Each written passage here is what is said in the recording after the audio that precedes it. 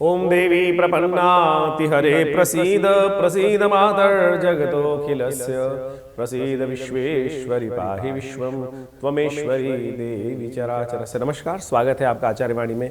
मैं आचार्य विक्रमादित्य आपके साथ हूँ और आज का विषय जो हम आपके समक्ष रखने वाले हैं, कुंभ राशि वालों के लिए कैसा रहेगा ये जो जनवरी का मध्यकाल है। देखिए, जनवरी एक विशेष तौर पर कई प्रकार के ग्रह योग का परिवर्तन का महत्वपूर्ण परिवर्तन का योग इस बार लेकर बन रहा है आपके समक्ष। जनवरी के मध्यकाल में सूर्य परिवर्तन की तरफ जा रहे हैं, मंगल परिवर्तन की तरफ जा रहे हैं और साथ साथ यदि देखा जाए तो बहुत सारे ग्रहों में परिवर्तन का योग बन रहा है। और ये परिवर्तन आपके जीवन में विशेष तौर पे कई प्रकार के परिवर्तन उत्पन्न करने के योग बनाएगा। साथ साथ शुक्र का परिवर्तन भी होगा और ये सारे का सारा जो परिवर्तन है वो बड़ा महत्वपूर्ण आपके लिए रहने वाला है। तो सिलसिलेवार तरीके से आपको समझना चाहिए कि ग्रहों का योग क्या है। यदि संक्रांति की बात की जाए, क्योंकि इस जनवरी के मध्य में संक्रांति का योग भी पड़ रहा है और सूर्य जो है वो मकर राशि में प्रवेश कर रहे हैं। देखिए, इस बार बड़ा विचित्र प्रकार का योग बना। वैसे तो रविवार को सूर्य की यदि संक्रांति हो तो कहा जाता है हृदय नाम का योग बन जाता है, लेकिन इस बार जो दो संक्रांतियाँ हैं, यानी दो मुख्य संक्रांति मकर संक्रांति और कर्क संक्रांति दोनों की दोनों रविवार को पड़ रही है। ये युति जो है बन रही है ये किसी प्रकार भी ठीक नहीं है और ये दिखाती है कि आने वाले समय में राजनेताओं के लिए समय कई प्रकार से विकट हो सकता है। जो राज्य को विशेष तौर पे संबंध रखते हैं, बड़े नेता संबंध रखते हैं, उनके लिए कई प्रकार से ये विशेष तौर पे कष्ट देने के योग बना सकता है। जब दो संक्रांति विशेष तौर पर मकर और सूर्य कर्क राशि दोनों कर्क संक्रांति जो है वो रविवार के दिन पड़े तो आने वाले समय में विशेष तौर पर भूकंप, प्राकृतिक आपदाएं, कई प्रकार की दुर्घटनाएं और कई प्रकार के विचित्र परिवर्तन होने के योग ग्रह योग के अनुसार से दिखाते हैं।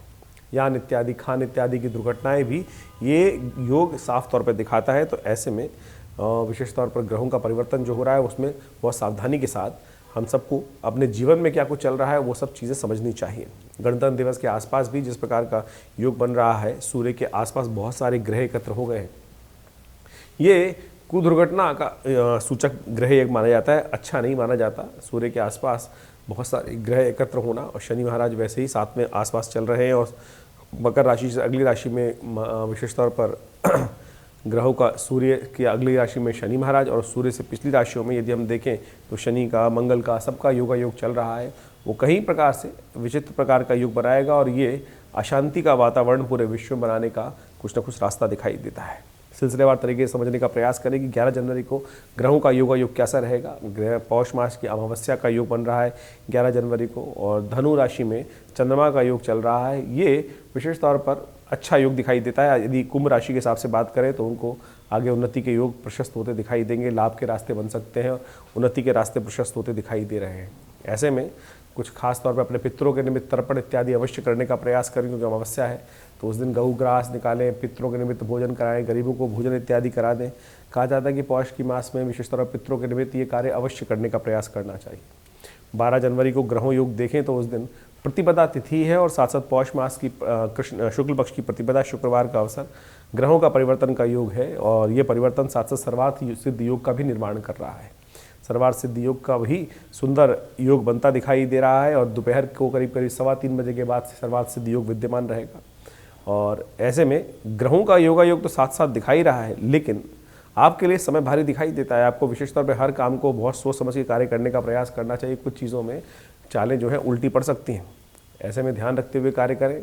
थोड़े नुकसान के योग बन सकते हैं और ऐसे में हर कार्य को बहुत सोच विचार कर करने की ज़रूरत है।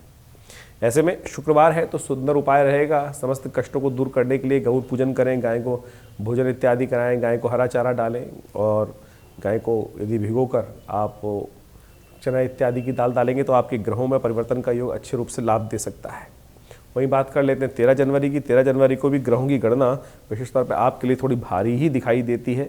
शनिवार का अवसर है, द्वितीया तिथि है, चंद्र दर्शन होगा और साथ साथ इस दिन लोहड़ी का महापर्व भी है, जो उत्तर भारत में बहुत हर्षोल्लास से मनाने के सुंदर परंपरा रहती है। तो ऐसे में ग्रहों का योग जो दिखा रहा है आपके लिए विशेष तौर पर कई प्रकार के लाभ के योग दिखा रहा है, लेकिन ध्यान रखना है चंद्रमा का योग आपके लिए थोड़ा भारी है।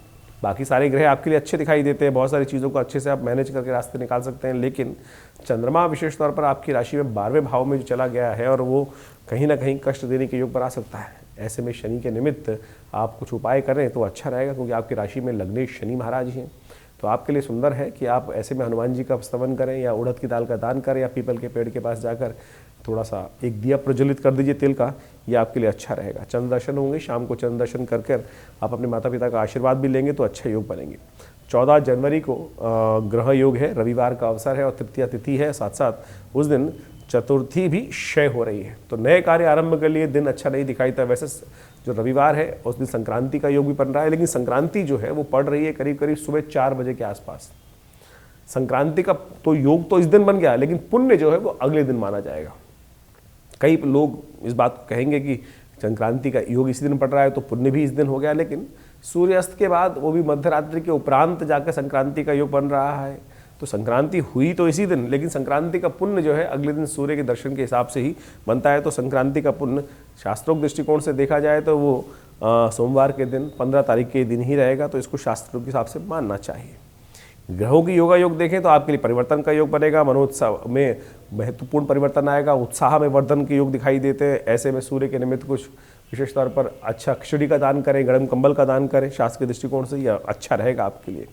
15 जनवरी को ग्रहों के योग के अनुसार से आप समझ लीजिए संक्रांति का पुण्य भी है, और ऐसे में विशेष तौर पर ग्रहों का योग भी आपके लिए अच्छा बन रहा है, उन्नति का योग बना रहा है, आगे बढ़ने के मार्ग प्रशस्त कर रहा है, नए विचार मन में आ सकते हैं। जैसे सूर्य अपनी राशि बदलकर नए जगह आए हैं तो पूरा प्रकृति के अनुसार भी बहुत महत्वपूर्ण परिवर्तन के योग देंगे, और आपके लिए भी ये परिवर्तन काफ़ी अच्छे योग बनने वाले हैं। लेकिन महत्वाकांक्षा बढ़ने वाली है आपकी, इस बात का ध्यान रखिएगा। बहुत ज़्यादा महत्वाकांक्षी होना आपके लिए नुकसानदायक हो सकता है, तो इस पूरे महीने में आपको ध्यान ये रखना है कि विशेष तौर पर अपनी महत्वाकांक्षा को कुछ ना कुछ अंकुश लागे। बहुत बड़ी बड़ी बातें सोच सकते हैं, बहुत बड़ा करने का सोच सकते हैं, लेकिन उतने ही टांग फैलाने का प्रयास करें जितनी आपकी विशेष तौर पर सीमा हो। सीमा से बाहर जाके काम करना आपके लिए अच्छा नहीं रहेगा, ये आपको विशेष तौर पर समझ लेना चाहिए।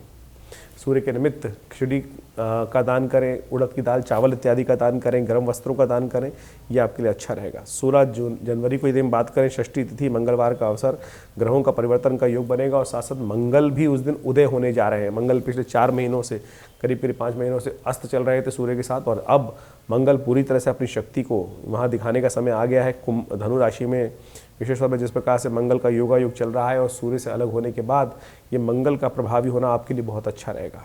लेकिन ध्यान रखिएगा, महत्वाकांक्षा में कई बार बहुत ज़्यादा जाकर हिम्मत जाग जाती है। मंगल भी जाग गए हैं, सूर्य भी आपकी महत्वाकांक्षा बढ़ा रहे हैं, तो ऐसे में ध्यान रखते हुए कार्य करना है कि अपनी, कई बार क्या होता है कि बहुत दिन से हम अंडरमाइन कर रहे थे अपनी पावर्स को, जब मंगल उदय होंगे तो बहुत ज़्यादा एग्रीवेट हो सकते हैं।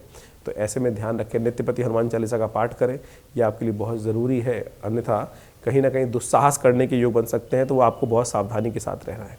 17 जनवरी को विशेष तौर पर ग्रहों का परिवर्तन भी हो रहा है और कई प्रकार से सुंदर योग भी बन रहे हैं।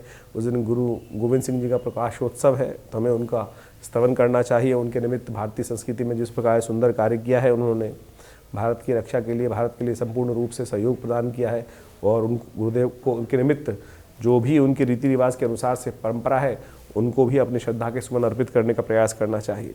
ग्रहों का योगा योग यदि बात करें 17 तारीख को, विशेष तौर पर आपके लिए बड़ा उन्नतिदायक बना हुआ है, और उन्नति के योग अच्छे बनेंगे। और ऐसे में यदि अपनी माता जी का आशीर्वाद लेकर आप काम करने का प्रयास करेंगे तो बहुत सुंदर रहेगा। लेकिन एक बात ध्यान रखिएगा, 17 और 18 को गंडमूल नक्षत्र विद्यमान है, तो ऐसे में गंडमूल नक्षत्रों के हिसाब से विशेष तौर पर कई चीज़ों को करते हुए बड़ी सावधानी के साथ रहने की ज़रूरत है। जो बच्चा जातक जन्म ले रहे हैं उनके निमित्त अवश्य मूल शांति करने का व्यवस्था बनानी चाहिए। कई बार क्या होता है, माता पिता मूल शांति नहीं कराते और उसके कारण से परिवार में और बच्चों के जीवन में कष्ट होने के योग बन जाते हैं। तो इस बात को हमें शोध करके देखा कि जिनके जीवन में इस प्रकार की मूल शांति नहीं हुई थी, जब मूल शांति कराने का हमने प्रयास किया तो उसके बाद से महत्वपूर्ण परिवर्तन होने के योग बने। तो इस बात का ध्यान रखना चाहिए। 17 और 18 तारीख को गंडमूल नक्षत्र विद्यमान है, और ये दोनों दिनों में जो जातक जन्म लेंगे उनकी मूल शांति अवश्य उनके माता पिता को करानी चाहिए। 18 जनवरी को ग्रह गणना दिखा रही है कि विशेष तौर पे जो अष्टमी तिथि है, दुर्गा अष्टमी का सुंदर योग है, बृहस्पतिवार पड़ रहा है, और ग्रहों का परिवर्तन का योग भी बड़ा सुंदर बन रहा है। चंद्रमा जो है बृहस्पति के साथ चले जाएंगे और ये बड़ा सुंदर योग बनाएंगे। एक बात ध्यान रखिएगा, सुबह 9:25 तक भद्रा विद्यमान रहेगी, उसके बाद नए कार्य आरंभ कर सकते हैं। सर्वार्थ सिद्ध योग का भी सुंदर निर्माण हो जाएगा, और साथ साथ शुक्र ग्रह परिवर्तन की तरफ जा रहे हैं। शुक्र का धनु राशि में प्रवेश होना व मंगल का चलना, इस बात का ध्यान रखना है आपको कि विशेष तौर पर शुक्र मंगल का योग कहीं ना कहीं मनोमस्तिष्क में थोड़ा सा बहुत सारा राज रंग इत्यादि बहुत सारी चीज़ों में व्यवचार ना उत्पन्न करते हैं। मन थोड़ा सा कंट्रोल में कम आने वाला है और बहुत सारी चीज़ें बढ़ने वाली हैं, उन सबका ध्यान रखते हुए आपको कार्य करने की ज़रूरत है। 19 जनवरी को ग्रह गणना विशेष तौर पे दिखा रही है शुक्रवार का अवसर, 9वीं तिथि, और रवि योग बहुत सुंदर तरीके से विद्यमान है और ये आपको आगे बढ़ने के सुंदर योग बनाएगा। धन आगमन के सुंदर मार्ग प्रशस्त हो सकते हैं, लेकिन ध्यान रखिएगा थोड़ा समय का सदुपयोग करने का प्रयास करना चाहिए, क्योंकि जिस प्रकार का योग बन रहा है कि बहुत सारे लोग आपके ऐसे पल्ले पड़ सकते हैं जिनको अपने स्वार्थ के निमित्त आपके साथ आपके समय का दुरुपयोग करा सकते हैं आपसे। तो इस पर ध्यान रखें कि अपने कार्यों में थोड़ा सा, इस वक्त धन लाभ के अच्छे अवसर हैं तो अपने कार्यों में अपनी शक्ति को पूर्ण लगाने का प्रयास करें तो आपके लिए अच्छा रहेगा। वहीं 20 जनवरी को यदि हम बात करें, 10वीं तिथि, शनिवार का अवसर और ग्रहों का योगायोग महत्वपूर्ण परिवर्तन की तरफ जाएगा और ये परिवर्तन आपके लिए विशेष तौर पर स्वास्थ्य पर ध्यान रखने की जरूरत है। वैसे तो चंद्रमा उच्च के हो जाएंगे, लेकिन जिस प्रकार का योग बनाएंगे थोड़ा सा ध्यान रखने की जरूरत है स्वास्थ्य के निमित्त, तो ध्यान रखते हुए कार्य करेंगे तो अच्छा रहेगा। देखिए ग्रहों का योगायोग बड़ा विचित्र है, ऐसे में विशेष तौर पर हम सब चीज़ों को समझते हुए कार्य करने का प्रयास करना चाहिए।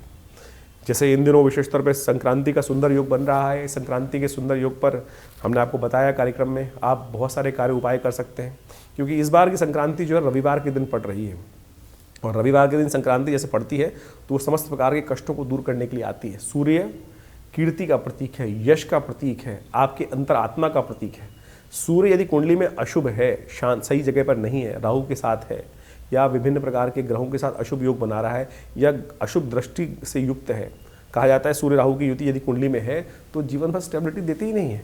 ऐसे में सूर्य का उपाय करने के लिए अनेक उपाय हम समय समय पर करते रहते हैं, कोई माणिक्य पहने रहते हैं, कई प्रकार के और योग करते रहते हैं, लेकिन ग्रह गोचर के दृष्टिकोण से, मुहूर्त के दृष्टिकोण से जब रविवार के दिन संक्रांति पड़ती है तो जैसा हमने कहा हृदय नाम का योग बनता है, उस दिन अवश्य एक छोटा सा उपाय, 1 घंटे का उपाय आपके सूर्य के कष्टों को दूर करने के लिए बहुत सुंदर तरीके से रास्ता बना सकता है।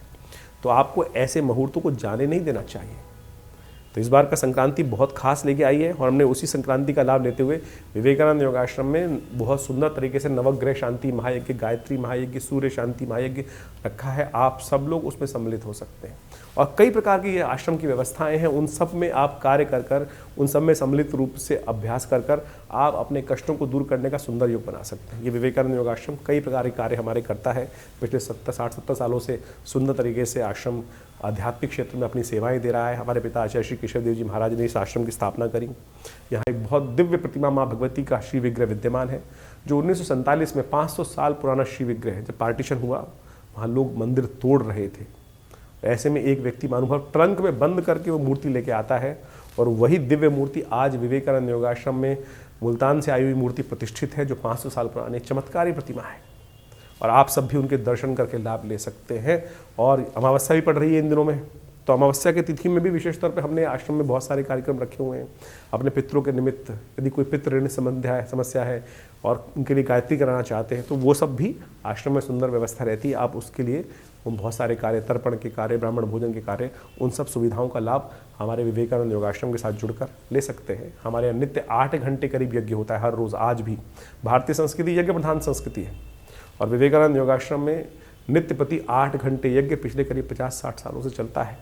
रविवार वाले उस यज्ञ में सब लोग सादर आमंत्रित रहते हैं, कोई शुल्क नहीं लिया जाता। रविवार के उस यज्ञ में भाग लेने से भी आप आइए, स्नान करके शुद्ध तरीके से यज्ञ में बैठें। विशाल भंडारे का कार्यक्रम रहता है, बहुत सारे कार्यक्रम समय समय पर चलते रहते हैं। आप सब भी हमारे इस विवेकानंद योगाश्रम में आकर भारतीय संस्कृति के बहुत सारे चमत्कारों को समझ सकते हैं, जान सकते हैं। करीब 50 के करीब विभिन्न पुस्तकें भारतीय पराविद्याओं पे आश्रम के द्वारा प्रकाशित की जा गई हैं। इसके अलावा योग, प्राकृतिक चिकित्सा, आयुर्वेद का एक बहुत बड़ा स्वास्थ्य करीब 50 बेड का हॉस्पिटल यहाँ विद्यमान है और यहाँ पर भी बहुत सारे चिकित्सा के दृष्टिकोण से कार्य किए जाते हैं। आप भी इसमें जुड़ सकते हैं। विवेकानंद योगाश्रम पिछले करीब 50 सालों से हमने कहा काम कर रहा है, तो आप आइए, स्वागत है आपका विवेकानंद योगाश्रम में। धन्यवाद, नमस्कार।